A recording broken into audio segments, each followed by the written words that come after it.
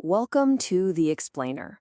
Today, we're going to dive into a story of absolute devotion, a passionate affair, and one single powerful illusion that drives them both straight towards disaster. And we're going to explore it all through the lens of a film called Eternity. This question right here, it's at the very heart of the film. And as we start to unpack this story, we're going to uncover some really deep and maybe even kind of uncomfortable truths about how we all see the world. Okay, so our story kicks off with a young man who is, for all intents and purposes, the very picture of purity. You know, someone whose life seems completely untouched by all the messy realities of the world. So let's meet Shang Meng. He grew up out in the quiet of the countryside, and his entire life is built around his faith and spiritual discipline. Weekends are for prayer and scripture. His one big goal in life is to practice a kind of absolute goodness.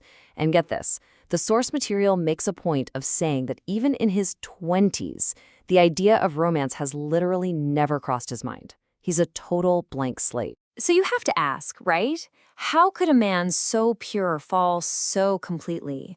Well, the catalyst for his transformation is about to arrive from the city, and she brings with her a worldview that is the total opposite of his and a very specific plan to unravel everything he believes in. Now, let's get into how this corruption was seeded.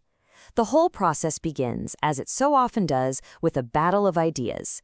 And in this case, it's represented by two very different books. His uncle's wife, the worldly and beautiful Yu Pati, she's the one who gives him these books. One is the prophet, and it basically serves as a warning, saying that beauty can hide danger, like swords under a bird's feathers. The other is a doll's house, and the source material describes it as being filled with obscene and romantic content. It's basically a roadmap to indulgence. But look, it wasn't just about the books. Yu Pati's methods were way more subtle than that. She'd pretend to be scared, just to make him feel like her protector.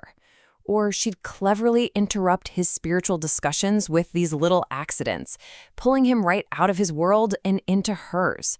The source material has a name for this. It calls it a process of conditioning, a slow, systematic dismantling of his beliefs. So, as the affair inevitably gets started, the two lovers make a vow.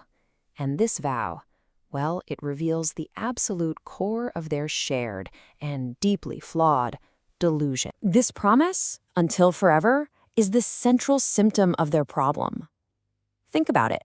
In a world where everything is constantly changing, they have somehow convinced themselves that they found the one thing that's permanent. And that's exactly why the source material calls this a pure delusion. It's built on a complete misreading of reality.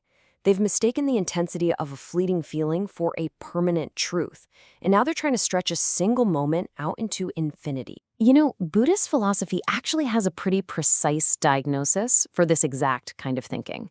It's called the Four Distorted Views.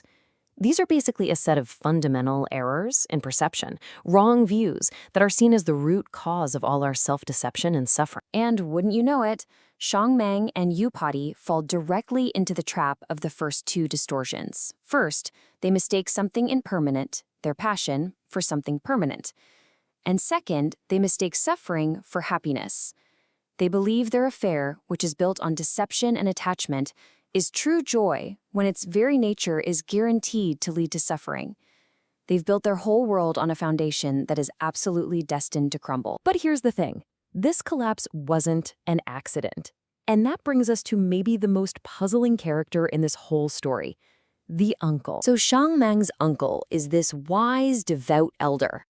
Yet he not only allows this affair to happen right under his own roof, he actually creates opportunities for it. And the source is crystal clear on this. This wasn't negligence. It wasn't weakness. It was a lesson. The uncle understood a critical distinction here. His nephew, Shang Meng, knew all the right words about impermanence and suffering because he'd read them in books. He could recite the theory perfectly, but he had never truly lived it. The uncle understood a really difficult truth. For a lesson this deep to actually sink in, you can't just read about it. It has to be lived. Shang Meng had to be allowed to build his own illusion of eternity, just so he could watch it painfully disintegrate with his own two eyes. So this was an act of profound, if pretty severe, compassion. The goal wasn't to punish his nephew, it was to burn away his naivety. It was to forge his theoretical faith in the fires of real-world experience so that it would become truly unbreakable. So, what's the ultimate takeaway here? Well, the source material is very clear that the story isn't just about Shang Meng and Yu Pati. It's meant to be a mirror for all of us. This is a really challenging thought from the source. When discussing Yu Pati's masterful manipulation, the teacher says to the student, and by extension, to us, that we all do this. We all, in our own ways, try to bend reality to satisfy our desires. We're just not always as skilled at it as she is. And this really gets to the core of it. We all have this tendency to chase illusions and mistake fleeting feelings for eternal truths. We build our own little eternities out of things we know are temporary. A job, a relationship, a feeling of success. We cling to them, acting as if they'll last forever. And in doing so, we completely ignore the fundamental truth that everything changes. So the story leaves us with this final question for ourselves. Shang Meng and Yu Pati sought eternity in each other. We're forced to ask, where do we look for ours? What are the beautiful but dangerous lies we tell ourselves about what will last forever?